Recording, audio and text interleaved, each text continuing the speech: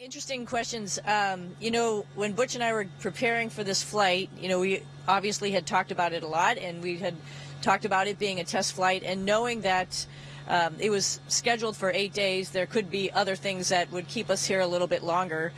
We've been training for not only Starliner, but also the International Space Station for a number of years. Both of us had been up here before, so we have a little bit of experience, and so we could dive right into the International Space Station training. So we are fully qualified crew members, both qualified in spacewalking, EVAs, and robotics for visiting vehicles.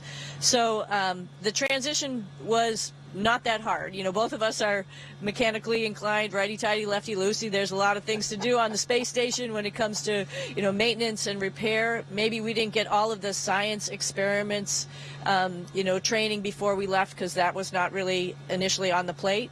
But we're getting some OJT on-the-job training while we're up here, so we're blending right into the increment, particularly this 172, increment 72, because we'll be two of the U.S. crew members that are involved there. So I think the transition has been pretty smooth. It wasn't what we expected. However, we were prepared, and the NASA, like Butch mentioned, has got us ready to go for that aspect.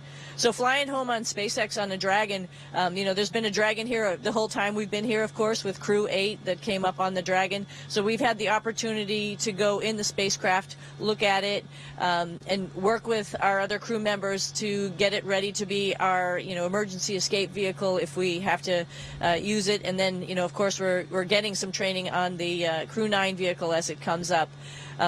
We're excited to fly in two different spacecraft. I mean, we're testers. That's what we do. We look at different aircraft, spacecraft, whatever, evaluate it, and that's a pretty unique opportunity. I think, this was not the very first option. We wanted to take Starliner to the completion and land it back on land at home. But, you have to turn the page and look at the next opportunity and, do good for the agency and the country. And we'll come back with some evaluations of both spacecraft, and I think we're pretty fortunate for that.